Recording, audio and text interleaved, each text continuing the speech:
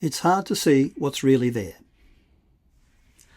Preconceptions filter all we see, so much so in fact that it's very hard to see anything as it really is. You might find that hard to swallow, but whereas as a young person I felt pretty certain of at least my perceptions, if not my understandings, I now find myself less certain of both.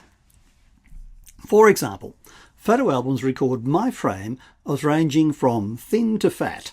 What is remarkable, however, is that while I readily see my fatness in photos, I'm far better proportioned in pretty much any mirror I happen to pass. The difference between photograph and reflected fact lies not in the images, which are geometrically the same, so much as in the mental filters I place over them. Evidently, I can more readily see the truth of my shape in photographs than mirrors, which as living, moving images are more relatable to myself and so demand a little extra self-delusion. I suppose it's the reverse of what poor souls with anorexia suffer. In their case, despite being painfully thin, they look in the mirror and see a fat person. Either way, either delusion is bad for your health. I suspect that long-term, most delusions are bad for us all, and that bodes badly given that much of what we think we know is potentially delusional. There does seem, however, to be at least one circumstance where delusional preconception is of positive benefit. Happily, love seems to be completely blind. Were it not, I'd have had no romantic life at all. There's so much evidence for the power of delusion. Just look at my gorgeous wife, and then look at me. My first formal lesson in the difficulty of seeing what's really there was when I was a fairly fit-looking 26-year-old PhD student. I had been set the task of characterising vascular changes in chronic periodontitis, which is a common but serious dental condition, and comparing those vascular features with less severe disease and normal health. The approach was to collect biopsies from patients having their teeth extracted and to then study their blood vessels under the microscope. In case you worried, the biopsies were of tissues that resorb away to nothing after extraction, so none of the donors will have been worse off for the donation, once healing of the much larger wounds made removing the teeth was complete.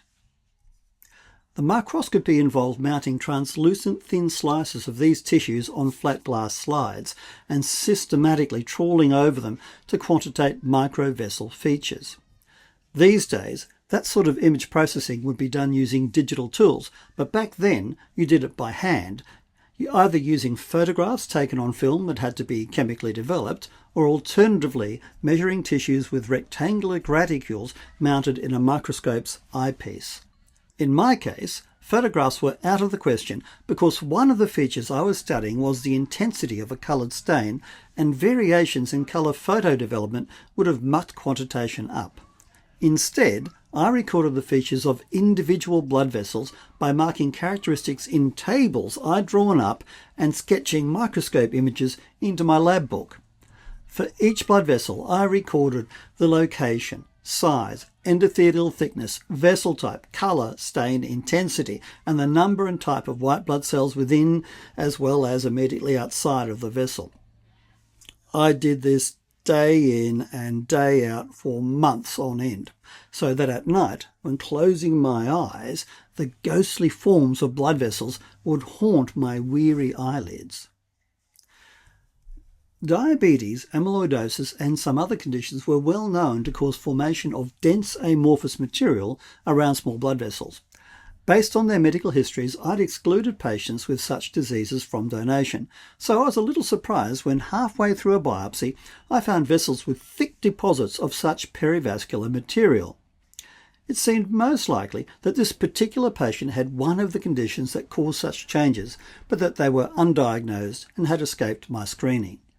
That was interesting to think about and to perhaps alert the patient to, but I had work to do and moved on to the next case. I went back to my earlier specimens, the ones where I'd already spent months painfully marking the features of each blood vessel in drawn-up tables, the same ones where I'd already sketched each microscope field into my lab books. I could have fallen off my microscope stool, but there it was, the same perivascular material I'd only just now seen in the 2 latest biopsies. It was everywhere. It was all over the place, and for months I had been completely blind to it, despite actually drawing the tissues. Why hadn't I seen it before? The answer, I realised, was that as far as I and the rest of the world was concerned, the material wasn't meant to be there. Nobody else had ever seen it, or at least nobody else had thought to publish its presence, and so it didn't exist as a preconception and was correspondingly invisible to me. But once seen, it could not be unseen. Once seen, it was impossible to miss. Once seen, it became for me a new preconception. That was one of my earliest discoveries, and with each subsequent new observation, I became ever more certain that everything I thought I knew was at best a rough approximation of the truth, or alternatively was completely wrong.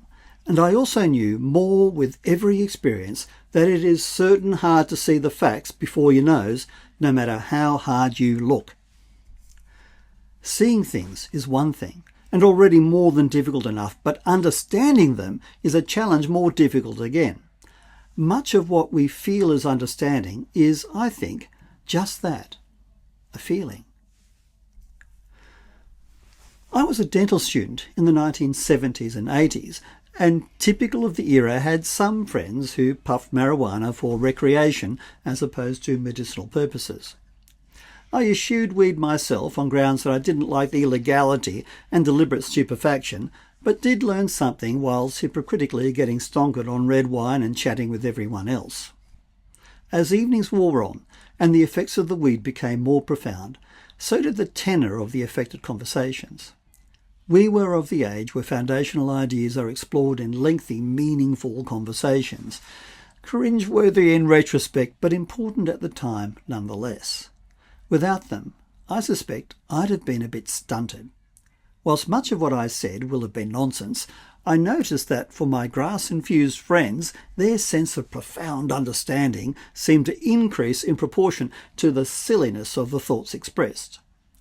There was a clear relationship between the amount of crap spoken and that smoked. I concluded that while there was almost certainly such a thing as understanding something, that it had at least 2 components. The rational that can be tested by experiment, logic and empirical observation, and the emotional that gives a deep sense of satisfaction with a delightful touch of wide-eyed wonder, but which is only tenuously affixed to the more hard-edged rational part and can as such dissociate to float off all alone. Pot, it seemed, achieved such dissociation.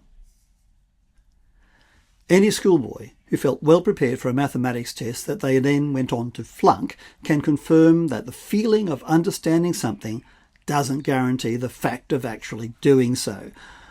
I've certainly been there myself. Perhaps you have too. Emotions flicker across our faces, so we always better understand each other when looking in each other's eyes. You may or may not have had cause to consciously note it, but most everyone reading this can conjure in their mind's eye the emotional expression of someone for whom the penny drops, the light bulb goes on, and who finally understands some previously puzzling perplexity. When I teach, I search the eyes of my students hoping for that moment and can see if and when it comes. But the emotion of understanding cannot be trusted alone.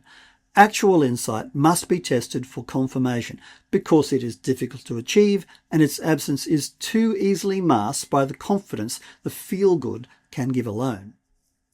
Magicians must surely know and use all this in their daily craft. They professionally exploit our preconceptions of the physical world to evoke delusions so obviously impossible they bring instant surprise and delight. But outside the magic show, It seems self-evident that unless we can see things as they are, it's not possible to understand them in a way that is meaningfully useful, and so our many delusive preconceptions hamper our ability to achieve meaningful understanding and to take sensible actions. To me, that sounds a bit dangerous. While it's dangerous enough for us all as individuals, it's frankly terrifying when you consider that our formal decision-making structures are filled with people who operate with their own arrays of delusional preconceptions, and that decisions are made with potent confusions which they confabulate as insights. For lack of a better term, I've decided to designate the broad group of empowered decision-makers, which includes politicians, senior public servants, captains of industry, and the legion of middle managers who serve beneath them all, the management class. For as long as there has been organised society, they have existed in one form or another, and they effectively run the world across both government and private domains. One theme of modern history has been the progressive wresting of arbitrary power from the hands of the management class to have less devastating effect on individual liberties. It is not long ago at all since the coterie of hereditary aristocrats had power of life and death over all our ancestors. While we may have thought those days are gone, I'm afraid they are coming back in a new form, with professional managers substituting for the inbred chinless wonders who used to have those roles.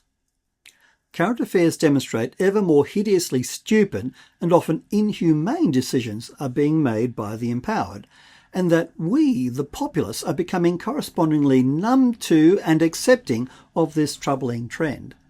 I think that warrants careful consideration and effective correction.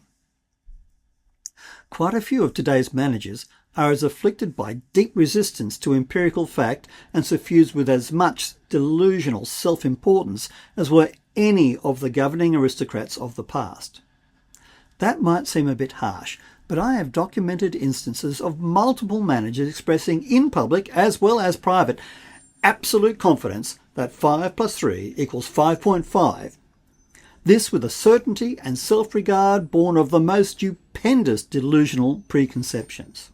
If you like, you can read the details yourself at a website that I will give below, but a more convincing exercise might be to just watch the news and your environment with care over the next couple of weeks. Look out for and count the number of times a senior figure in government or industry, or perhaps at your place of work, says or does something at variance with empirical facts or logic, especially when the words and deeds vary from what they themselves have said and done. Include in the count any occasions when their expressed thoughts or actions seem bonkers in betraying the benefit and very functions of the organisations they are meant to lead. You might be surprised by the final tally, or you might prove me wrong. Let the data fall as it may, but I predict you will have a non-zero tally and that you will have noted several, if not many, instances. Another aspect seen on occasion is apparent malice, and what can only be called the evil intent with which some members of the management class appear to operate. In a world full of serious problems that require urgent attention, it does seem positively evil for our formally appointed and paid decision makers to so often do so little that is pretty much nothing at all.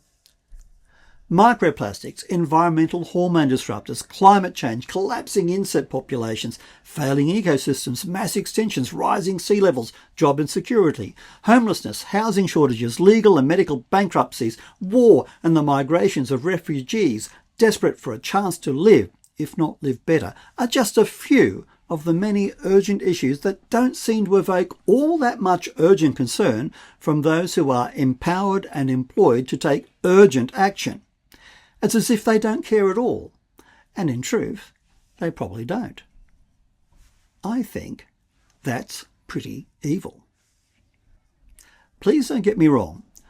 I don't believe that all members of the management class are evil, but some certainly are, and the rest just learn to be that way. I personally at first found it quite difficult to see the captains of our many reeling ships in such an adverse light, but circumstance and repeated observation have left me with little room for doubt. Like the perivascular highland material I found as a student, once seen, management perfidy is seen everywhere. The trick is to see it in the first place and to try and understand it.